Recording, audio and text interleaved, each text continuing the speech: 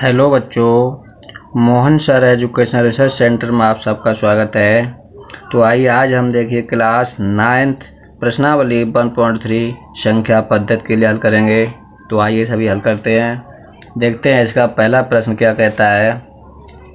देखिए पहला प्रश्न कहता है,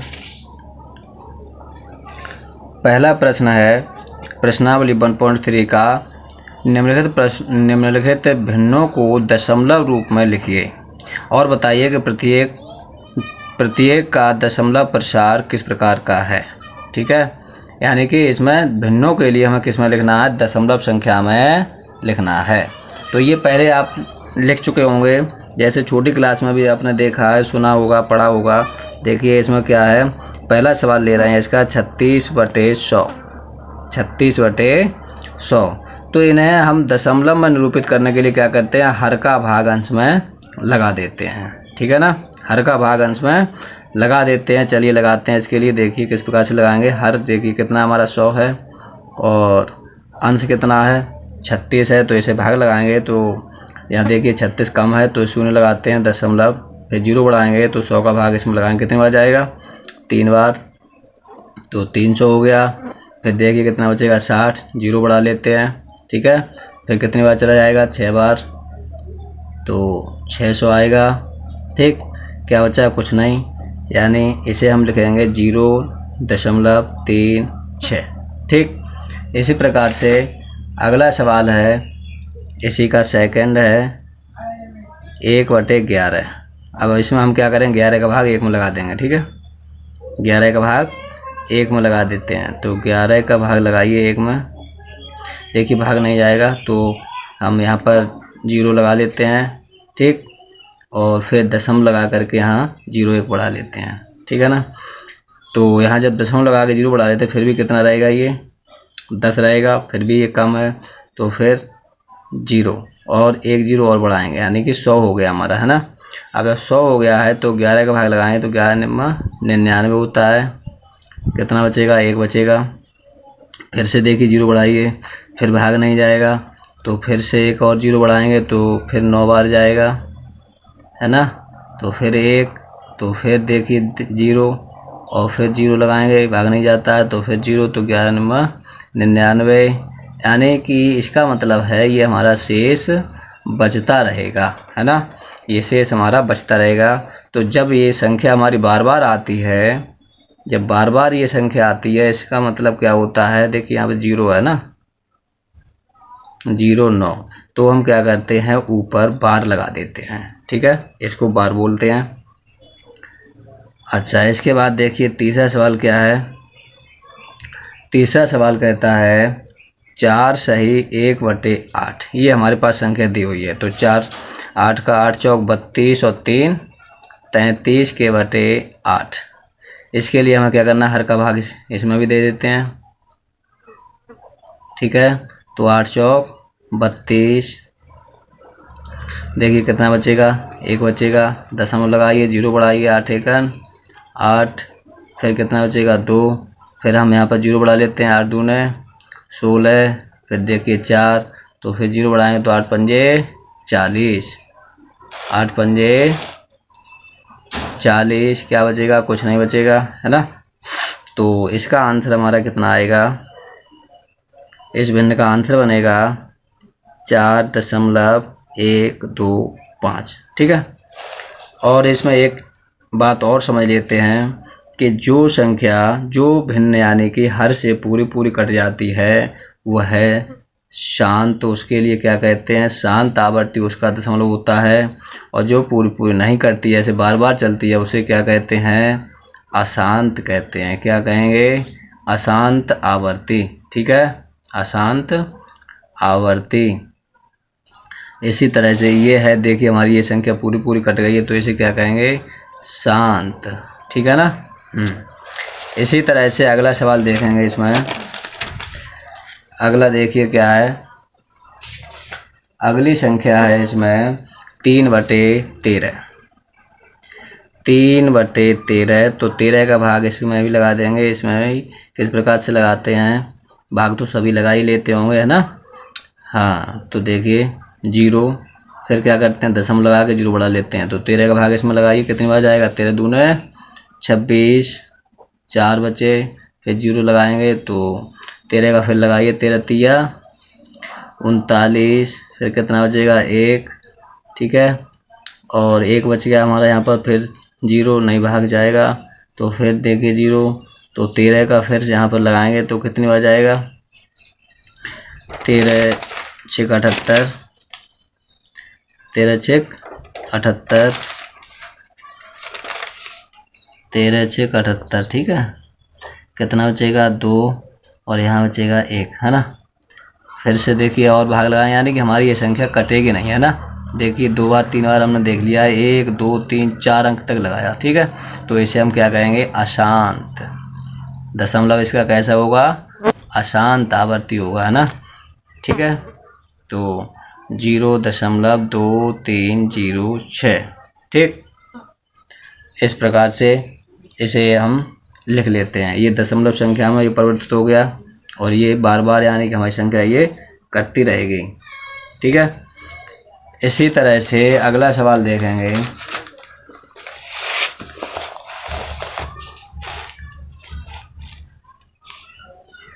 इसका अगला सवाल है, अगली संख्या इसकी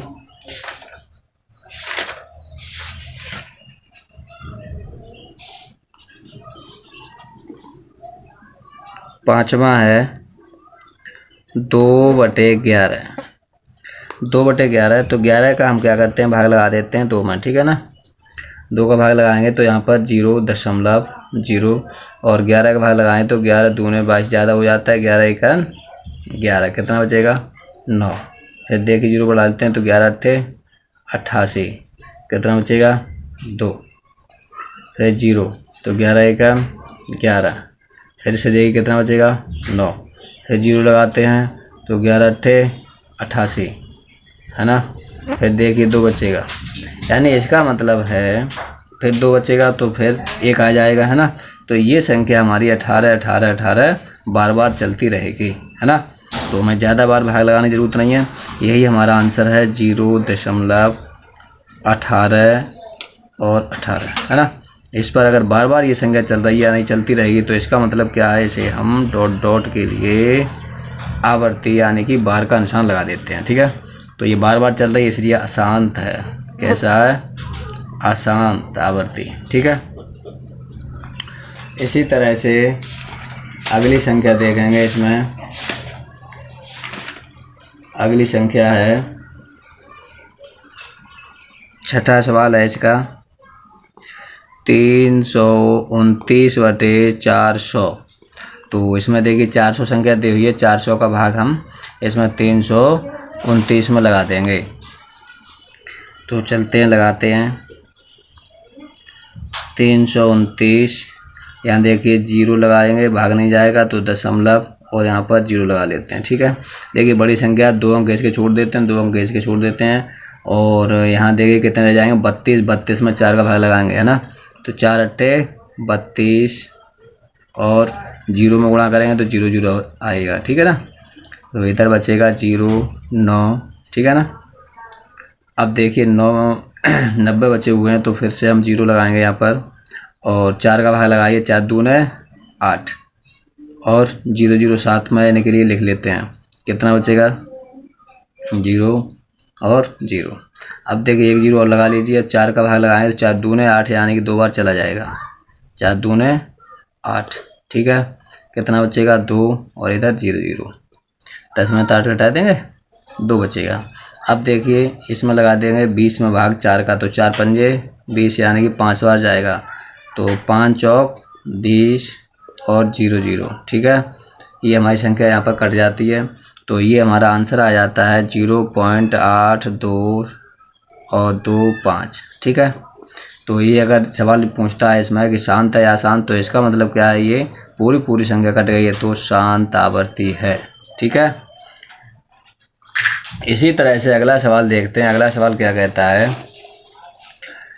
अगला सवाल देखिए। अगला सवाल कहता है, दूसरा है, आप जानते हैं कि 1/7 बराबर 0.14287। देखिए बार का निशान दिया हुआ है। वास्तव में लंबा भाग दिए बिना क्या आप कह सकते हैं, क्या कह सकते हैं। इधर देखिए इस पेज में दिया हुआ है कि क्या कह सकते हैं कि 2/7 और 3/7, 4/7, 5/7 और 6/7 के दशमलव प्रसार क्या हैं। यदि हाँ तो कैसे, इसके लिए हमें बताना है ना। यानी कि बिना भाग दिए हुए, इसमें ये सवाल कहता है भाग नहीं देना है, केवल हमें इसकी सहायता से हल करना है। ठीक है, तो चलिए इसे हल करते हैं। देखिए कैसे हल करेंगे इसके लिए। दूसरा सवाल है ये, तो ये कहता है, इसमें दिया हुआ है कि 1/7 बराबर है 0.1428 और 5, 7 पर देखिए बार का निशान दिया हुआ है। ठीक है ना। अब इसका प्रसार क्या है, यदि हाँ तो कैसे, तो हमें वो दिखाना है। यानी कि हमें किस प्रकार से निकालना है कि जो ये मान दिया हुआ है, तो इसके लिए हमें क्या करना है, यहाँ पर दिया हुआ 2/7 का हमें मान ज्ञात करना है। अब 2/7 का मान हम ज्ञात करेंगे तो इस संख्या के लिए हम किस प्रकार से लिख सकते हैं, इसे ऐसे लिख सकते हैं 2 गुणा 1/2 लिख सकते हैं कि नहीं। ये 7 है ना, 7, इस प्रकार से लिख सकते हैं। तो इस प्रकार से जब हम लिख लेते हैं तो इसके लिए क्या करेंगे, 1/7 यानी कि इस संख्या का हम यहाँ पर मान भी लगा सकते हैं, है ना। 0.142857। ठीक है, ये मान लगा दिया हमने यहाँ पर। अब क्या करते हैं, इस 2 का इसमें गुणा कर लेते हैं। ठीक, तो गुणा कर दीजिए, इसका आंसर हमें मिल जाएगा। तो देखिए कैसे करते हैं। 2 7 14 की 4 हासिल 1, 2 5 10 और 11 हासिल 1, 2 8 16 और 1 17 हासिल 1। और देखिए इसमें लगाएंगे, 2 में गुणा करेंगे, 2 दूनी 4 और 1 5 और 2 चौके 8 और 2 एकन 2.0। ठीक, बार का निशान लगा हुआ, बार का निशान लगा देंगे। तो देखिए सवाल कह रहा था कि बिना भाग दिए हुए, तो हमें देखिए भाग लगाने की जरूरत नहीं है, क्योंकि 1/7 जो दिया है इसका मान, वही हम 2/7 में यानी कि इस प्रकार से लिखेंगे और ये मान लगा देते हैं। ठीक है, इसी प्रकार से देखिए अगला देखते हैं। तो इसमें पूछ रहा था कि हाँ दशमलव प्रसार क्या है, तो दशमलव प्रसार देखिए हमने बता दिया है, तो इसे हाँ, तो हमें हाँ देना है। ठीक है, और हमने दशमलव प्रसार निकाल लिया बिना भाग दिए हुए, है ना। इसी प्रकार से अगला है 3/7। तो 3/7 के लिए भी हम क्या करेंगे, 3 गुणा 1/7 के रूप में लिखेंगे और इसमें मान लगा दे रहे हैं। तो 3 गुणा 0.142857, इसके लिए हम क्या करेंगे, गुणा कर देंगे। तो गुणा कर लेते हैं, 3 का गुणा करवाइए, 3 7 21 की 1 हासिल 2, 5 15 2 17 7 हासिल 1, 3 8 24 और 1 25 हासिल 2 और 3 दूने 6 2 8 और 3 चौक 12 की 2 हासिल 1 और 3 एकन 3 और 1 4। ठीक है, देखिए 0 लगा है, दशमलव है, दशमलव लगा दीजिए। इस प्रकार से यानी कहने का मतलब है 3 का हमने गुणा कर दिया इसमें, है ना। इसी प्रकार से अगली संख्या के लिए देखेंगे। अगली संख्या कौन सी है, 4/7 के लिए तो हम क्या करेंगे, 4 गुणा 1/7। इसके लिए क्या करना है, 4 गुणा, और इसका देखिए मान दिया हुआ है कितना है, 0.142857। ठीक है, तो इसमें हम क्या करेंगे, 4 का गुणा कर देते हैं इसमें। चलिए 4 का गुणा करवाइए, 4 7 28 की 8 हासिल 2 और 4 5 20 और 2 22 की 2 हासिल 2, 4 8 32 और 2 34 हासिल 3, 4 दूने 8 8 3 11 1 हासिल 1 और 4 4 16 और 1 17 हासिल 1 और 4 4 और 1 5। ठीक है ना। हाँ, तो इस प्रकार से इनके लिए गुणा करके हम ज्ञात कर लेते हैं। ठीक है, मान लगा दिया हमने, ज्ञात कर लिया बिना भाग दिए हुए। इसी प्रकार से देखिए अगला है 5/7। 5/7 और देखिए अगली संख्या है 5/7 के बाद। इसके लिए भी देखिए अपनी कॉपी पर घर बैठ के लगा सकते हो। ठीक है, 5 गुणा 1/7 करके, है ना। हाँ, और देखिए अगली संख्या है 6/7। तो इसके लिए भी आप घर पर कर सकते हो आराम से। 6 गुणा 1/7, 1/7 का मान लगा दो, 6 का गुणा कर दो, आंसर तुम्हारा आ जाएगा। ठीक है, तो इस प्रकार से देखिए ये हमने छोड़ दिया है ताकि वीडियो लंबी ना हो, ठीक है। हाँ, कॉपी पर अपने काम कर लेना ये, ठीक है। इसी प्रकार से अब अगला सवाल देखेंगे। तीसरा सवाल देखिए क्या कहता है। तीसरा सवाल इसका कहता है निम्नलिखित को P/Q के रूप में व्यक्त कीजिए, है ना। जहाँ P और Q पूर्णांक हैं तथा Q बराबर नॉट इक्वल टू 0 है, यानी कि Q जो है वो 0 के बराबर नहीं हो सकता है ना। ठीक है, तो चलिए इसे हल करते हैं। तीसरा क्वेश्चन देखिए इसका। इसमें संख्या लिखी हुई है 0.6 और यहाँ पर ये लगा हुआ है बार, ठीक है। इसका देखिए एक फॉर्मूला होता है, वैसे हम 2 विधियों से ये सवाल बता देंगे, पर अभी हम देखिए शॉर्ट में कर रहे हैं इसे। अगर कोई संख्या इस प्रकार से लिखी हो, ठीक है ना, दशमलव यानी कि R लिखी है और इस पर बार लगा हुआ है, तो इसका मतलब होता है R बट्टे, अगर परमेय संख्या P/Q के रूप में करते हैं तो R बट्टा 9 कर देते हैं, ठीक है ना। तो जब इसके प्रकार से अगर हम हल करेंगे तो सीधा सीधा हम बता सकते हैं कि 6/9 हो जाएगा। होगा कि नहीं होगा? इसे हम काट लेते हैं। अगर कटती है संख्या तो 3 दूना 6 और 3 तिया 9, यानी कि 2/3, ठीक। इसी प्रकार से कोई भी संख्या हो सकती है, उसे हम क्या करेंगे P/Q के रूप में आराम से कर लेंगे, ठीक है। इसी तरह से देखिए दूसरा सवाल है। इसमें दूसरा सवाल क्या कहता है 0.47। अब देखिए यहाँ पर लगा हुआ है ये, तो इसका नियम क्या होता है, जैसे यहाँ पर 0.R और S पर लगा हुआ हो, तो इसे कैसे करते हैं, इसे कहते हैं, देखिए यहाँ पर तो ये लगा हुआ है एक, तो इसे तो 9 लिखेंगे, है ना। और यहाँ पर जो खाली होता है उसके लिए 0 लगाते हैं, ठीक है, 0 लगाते हैं। अब इसमें क्या करना है हमें, देखिए यहाँ पर ये R और S लिखी हुई है, तो R और S में से ये वाला अंक जो होता है वो हम घटा देते हैं। कौन सा? ये वाला, ठीक है, R, ठीक है। तो चलते हैं, ऐसे करते हैं। तो यहाँ पर हमारे पास संख्या कितनी है 47 है। 47 माइनस 4 के बटे 90, ठीक। अब देखिए इसे कैसे करेंगे, तो 4 को घटा दिए, कितना बचेगा 43/90 बचेगा, है ना। बड़े आराम से हम काम कर लेते हैं इसके लिए, है ना। केवल इसे ध्यान देने की बात है, लेकिन वीडियो यूट्यूब पर आप देखेंगे तो इन सवालों के लिए बहुत ही बड़े रूप में करवाया गया है, लेकिन हम एक नई टेक्निक ये देखिए निकाल के लेके आए हैं। इसको समझोगे तो ये कहोगे कि हाँ, यूट्यूब पर इस प्रकार का हमें कोई वीडियो नहीं मिला, है ना। देखिए इसका तीसरा सवाल क्या कहता है 0.001 और देखिए यहाँ पर आवृत्ति लगी हुई है ना।